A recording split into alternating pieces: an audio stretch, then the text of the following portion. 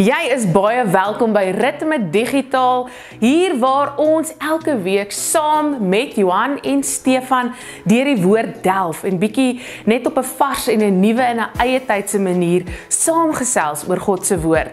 En om waarhede wat baie keer dalk moeilik kan wees, maklik te maak. En so ook is dit vir ons fantasties om saam met julle te kuier en saam met julle hierdie tyd te spandeer. Waar ook al jy vanaand saam kyk of vandag saam kyk, weet jy is welkom en jy is verseker deel van die Ritme familie.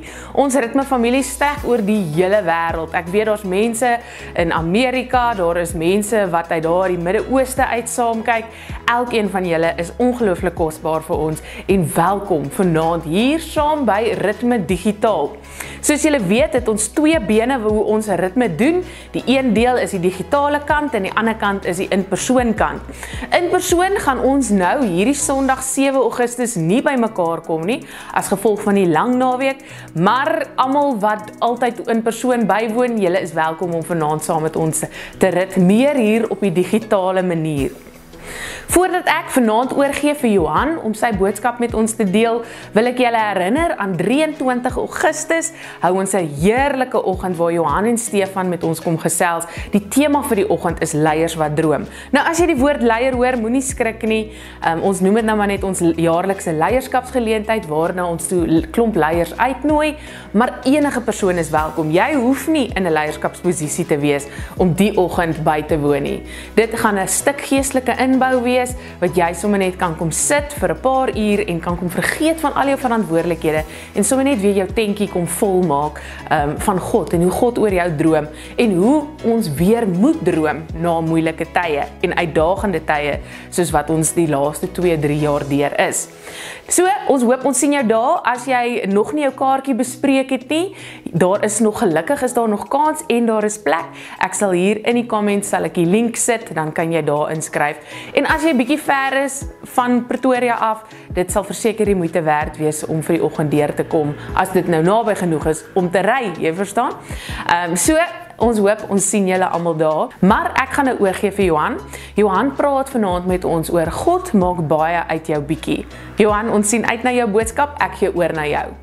Wel, Berdien, baie dankie. Dis heerlik om saam met ons ritmeerders of ons ritmegangers te kuier tydens Ritme Digitaal. En ek wil begin met 'n paar woorde, klomp inwoorde van die tyd, of 'n klomp woorde wat gereeld gebruik word in ons tyd. Groter, sterker, vinniger, beter, hoër, ryker, nog, meer, en so kan ek aangaan en aangaan en aangaan. Hierdie is woorde wat jy gereeld hoor, wat jy gereeld mee gekonfronteer word. Die gevolg hiervan is doodgewoon, jy kom op 'n punt wat jy vir jouself sê, ek maak dit nie.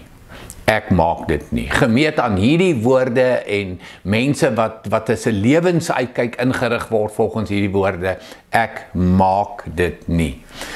En die gemors ook van hierdie woorde is dat ons die hele tyd besig is met 'n speelietjie.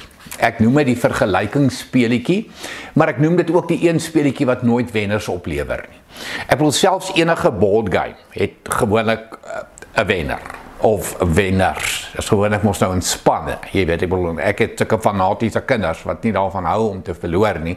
So hulle sal enigiets doen om enige board game te wen. Maar die vergelykingsspeelietjie wat nou nie 'n board game is nie, dis 'n lewensspeelietjie. Jy vergelyk jouself die hele tyd met sterker en ryker en nog en meer en beter ensovoorts ensovoorts ensovoorts.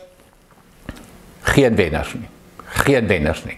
Want daar's altyd iemand sterker, altyd iemand ryker, altyd iemand beter, altyd iemand vinniger, altyd iemand mooier as jy. Altyd. So weer eens, geen wenners nie. En dit bring my by die tema, waaroor ek so graag by hierdie geleentheid wil gesels. En ek noem dit doodgewoon, God maak baie uit jou bietjie. God maak baie uit jou bietjie. En ek wil onmiddellik diep duik in die woord. Ons kry 2 Konings 4, 'n verhaal in 2 Konings 4, wat gaan oor die weduwee en Elisa. Nou wat hier gebeur, is 'n weduwee in daardie tyd, Bybelse tyd, Ou Testamentiese tyd, sy status in die samelewing was baie laag gewees. Anderswoorde, sy was arm gewees, haar kinders het haar versorg, en sy het 'n baie laag status in die samelewing gehad. Nou wat gebeur? 'n skuldeiser kom haal toe nou nog haar 2 seuns ook, om as slawe vir hom te werk. So sy sit met 'n gemors. Sy sit met 'n gemors. So ons lees in 2 Konings 4 vers 2, toe sê Elisa vir haar, wat kan ek vir jou doen? Hierdie vrou in 'n diep krisis, hierdie vrou, weduwee met 2 seuns wat nou as slawe moet werk vir 'n skuldeiser, en Elisa sê, wat kan ek vir jou doen? Gee my te kenne wat jy in die huis het. En sy antwoord, die dienares het glad niks in die huis nie, behalwe 'n flesie met olie. Behalwe 'n flesie met olie. So ek wil nou hê jy moet iets hier baie mooi hoor. Elisa vra vir haar, wat het jy om te bied? Wat kan jy bied? En haar antwoord is, niks nie. Niks nie. So hier is eintlik 'n oordeel oor self. Dit is hoe baie mense oor hulle self dink. Dis die oordeel wat baie mense oor hulle self bring. Wat het jy om te bied? Niks nie. Niks nie. Gemeet aan al hierdie wêreldse standaarde en hierdie vergelykingsspeletjie, ek het niks om te bied nie. Gelukkig, God dank vir die woord behalwe. Behalwe. En sy sê, okay, ek het 'n bietjie olie. Ek het 'n bietjie olie in die huis. 'n kannetjie olie, dis al wat ek oor het, in die huis. En ek hoef nou nie vir jou te vertel wat daar gebeur nie. Elisa sê vir haar en vir die seuns, gaan haal elke houer wat jy kan kry. Elke moontlike houer wat jy kan kry. En hulle vul hierdie houers, hulle vul hierdie houers, hulle vul hierdie houers, en hulle hou aan om hierdie houers te vul, en hulle hou aan om hierdie houers te vul, en die olie hou net eenvoudig nie op nie.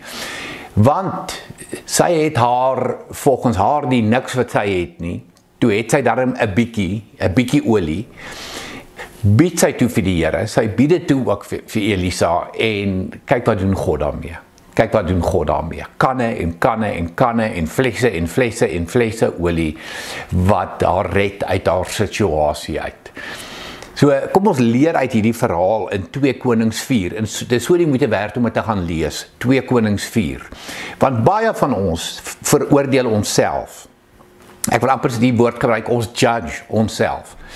Ons is minderwaardig, ons is niks werd nie, ons het niks om die samelewing te bied nie, ons het niks om ander mense te bied nie, en so half, ons gee op die lewe, as gevolg daarvan, in plaas van ons vat ons bietjie, ons plaas dit in die Here se hande, en hy maak baie daarvan, hy maak oorvloed daarvan. Hoor wat sê Paulus vir jou. Paulus skryf vir die gemeente in Korintiërs, 1 Korintiërs 12 vers 7, skryf hy die volgende. Aan elkeen afsonderlik word 'n werking van die Gees gegee tot voordeel van almal. So Paulus skryf spesifiek hier vir gelowiges.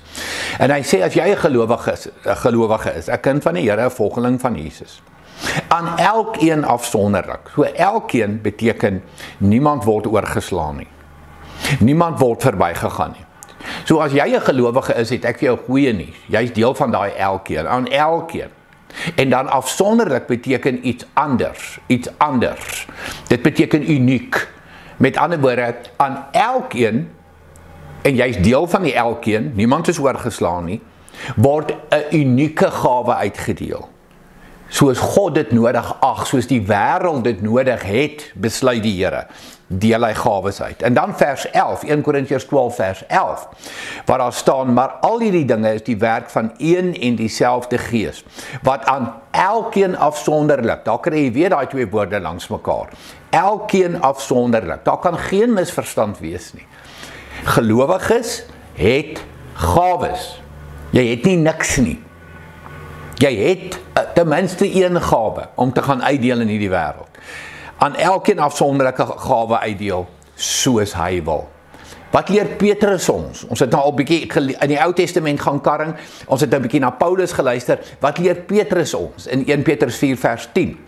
As goeie bedienaars van die veelvoudige genade van God, moet elkeen, na mate hy 'n genadige gawe ontvang het, die ander dien. So jy kry nog 'n opdrag ook. Met jou bietjie gaan dien ander. Jy mag dalk dink dis niks, maar in God se oë is dit belangrik. Het hy jou geseën daarmee? Vir 'n rede, en wat is daardie rede? Gaan dien ander daarmee.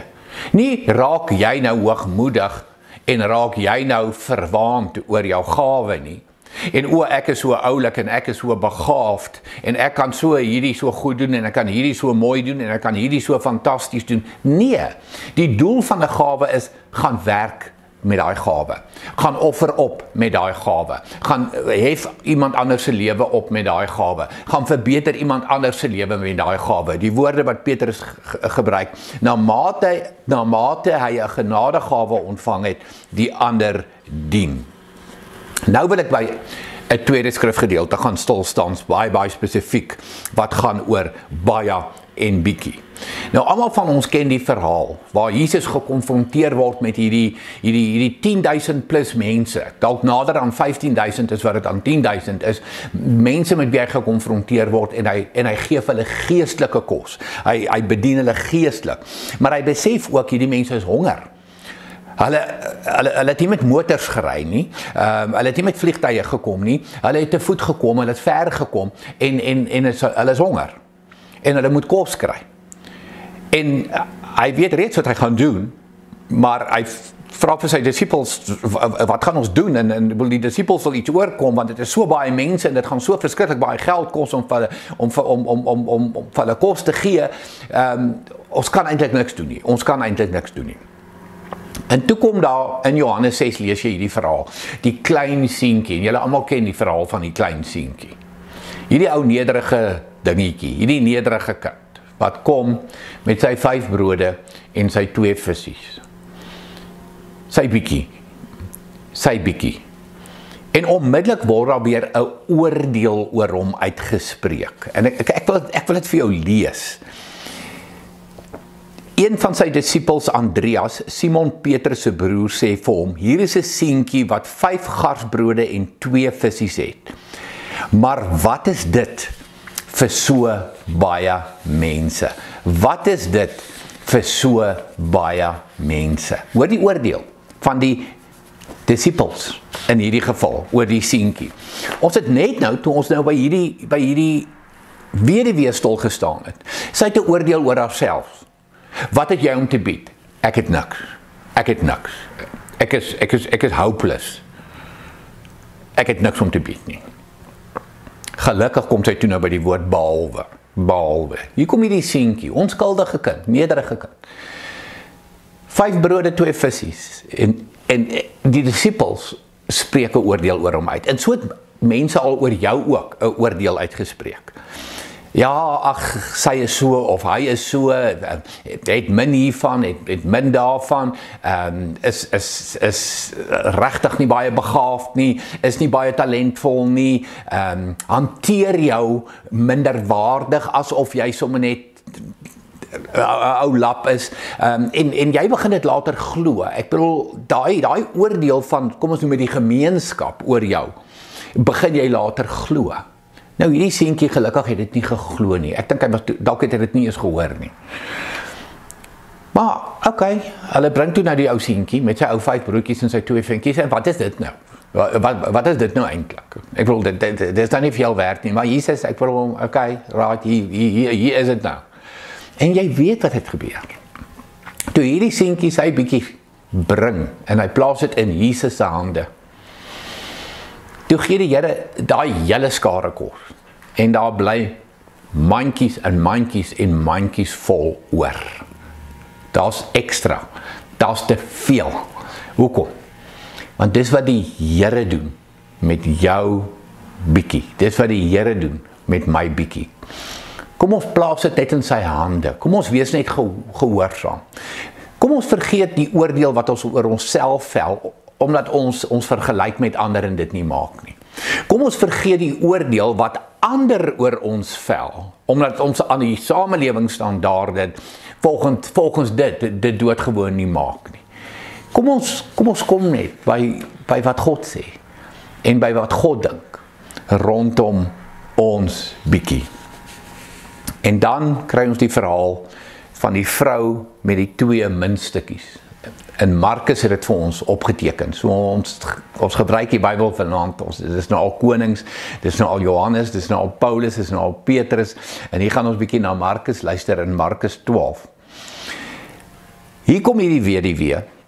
En dis offergawe tyd. En in daardie tyd het dit nou so gewerk, daar's 'n offergawe kus en die mense staan op en hulle kom vorentoe.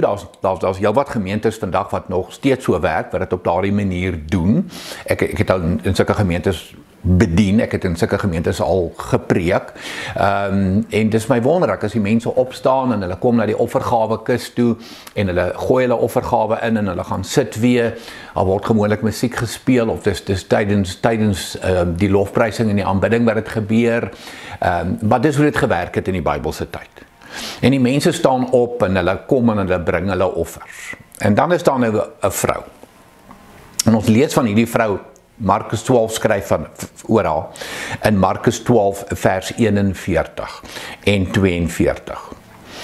Jesus het toe reg oor die offergawe kus gaan sit en kyk hoe die mense geld daarin gooi. Mense, hierdie is my verskriklike belangrike beginsel, hierdie is my verskriklike belangrike punt. Jesus posisioneer homself waar? Reg oor die offergawe kus. En hy kyk wie gooi wat in. So dis amper vrygewigheid is so belangrik vir die Here. En dit gaan oor vrygewigheid van jou gawes, dit gaan oor vrygewigheid van jou talente, dit gaan oor vrygewigheid van jou tyd en dan natuurlik jou geld. Dit is vir die Here belangrik. Baie ryk mense het baie geld ingegooi. Hoor weer, daar is die woord baie. Ryk mense, hulle het baie ingegooi. Dis wonderlik. Dis fantasties. Hulle kon min ingegooi het. Hulle kon niks ingegooi het nie. So, maar dis wonderlik.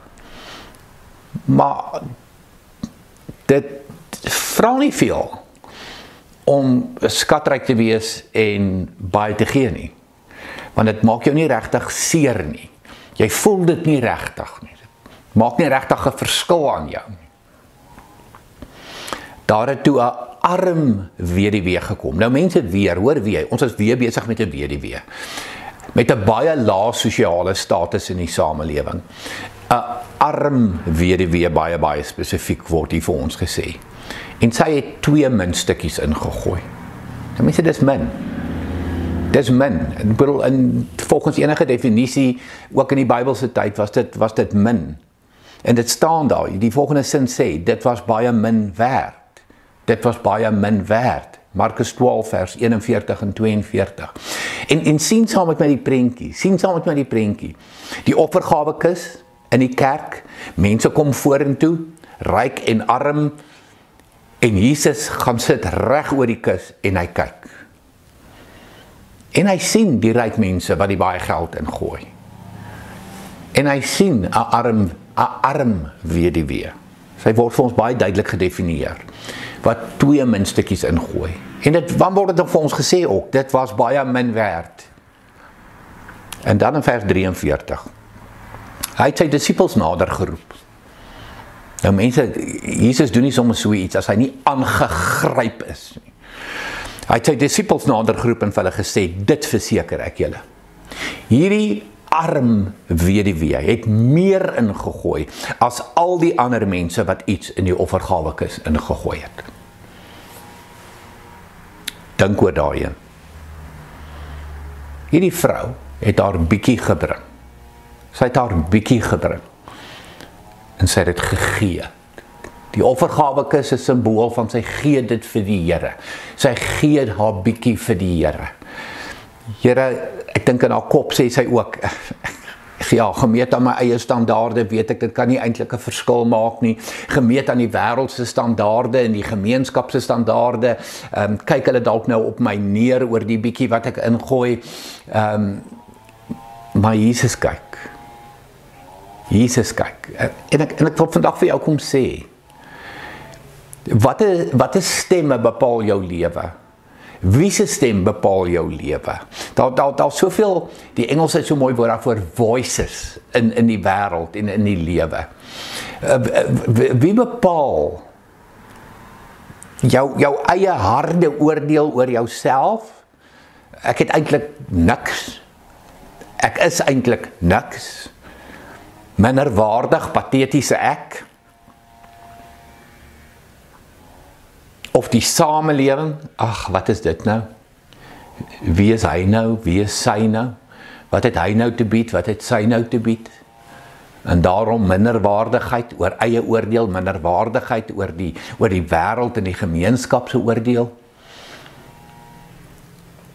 Of is jy bewus daarvan, dat wanneer jy jou bietjie na die tafel toe bring, wanneer jy jou bietjie in Jesus se hande kom plaas, dan roep hy sy disippels by mekaar, dit kry hom in beweging, en hy sê, wow julle moet weet, en ek wil dit weer vir jou lees, dit verseker ek julle, hierdie arm weduwee het meer ingegooi as al die ander mense wat iets in die offergawekis gegooi het.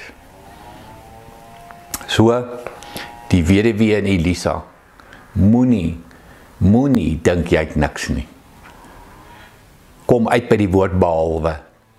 Daai behalwe. Want Paulus leer vir ons, elkeen afsonderlik is geseën. Elkeen uniek is geseën met gawes om te kan dien in hierdie wêreld. Die ou klein seentjie wat moet hoor.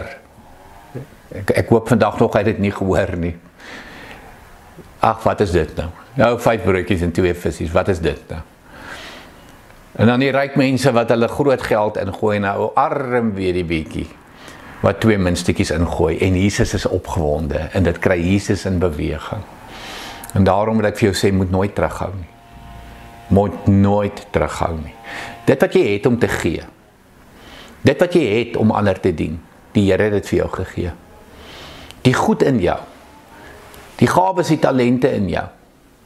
Hy het dit vir jou gegee. Dis syne. Gebruik dit tot sy eer. Hou op om die vergelykingsspeletjie te speel.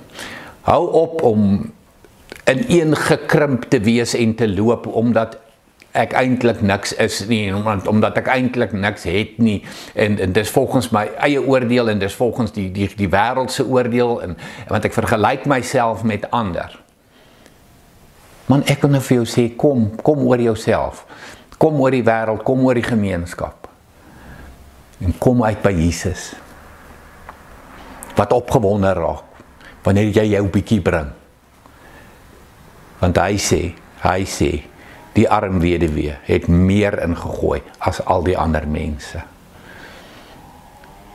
Jy het unieke gawes, jy is geseën met unieke gawes. Al is dit net een. Gebruik dit tot sy eer. Plaas dit in Jesus se hande. Dan kyk ons, wat doen hy met jou 5 broodjies en jou 2 visse. Ons kyk wat maak hy met jou 2 muntstukkies. En ons kyk wat maak hy met jou bietjie olie. Maar hoor sy stem en hoor sy hart, ook met hierdie geleentheid. Kom ons bid. Here, dankie dat u wonderwerke doen. Dat u bonatuurlik werk. Wanneer ons bietjie vir u aanbied. Wanneer ons min vir u gee. Dankie dat u ons bietjie baie maak, dat u ons min vermeerder. Here, dat ons nooit hoef skaam te wees oor wie ons is en wat ons het nie. Dankie dat ons ook kan weet dat elke goeie ding in ons, elke goeie gawe wat ons het, van U afkom, en die doel daarmee is ons moet dit gaan uitdeel, ons moet dit gaan weggee, ons moet ander se lewe gaan verbeter daarmee. En ons kom kies vanaand om U stem te hoor, na U te luister. Here, vat my bietjie, vat my min, en gebruik dit, Here, soos U dit gedoen het met hierdie twee weduwees, en soos U dit gedoen het met hierdie klein seentjie. Ek kom net en ek kom gee alles wat ek is en het in U hande, en ek weet, Here, daar is dit veilig, in Jesus naam. Amen.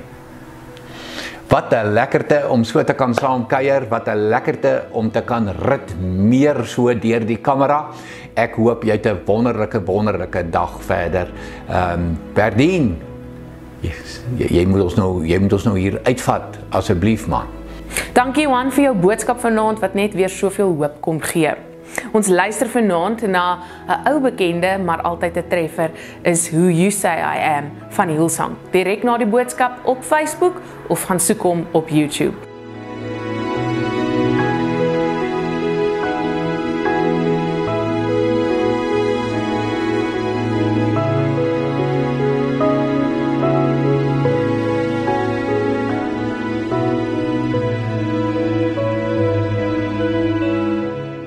Ons is klaar vir die week. Onthou, as jy ons in persoon geleenthede bywoon, daar is nie Sondag aand 7 Augustus 'n geleentheid nie. Ons hou 'n bietjie lang naweek, so ek hoop jy rus en ontspan lekker die naweek as jy die geleentheid het om dit te doen. Maar ons sien julle verseker weer volgende week hier op Ritme Digitaal. Bly warm, bly gesond. Ons sien julle volgende week. Totsiens.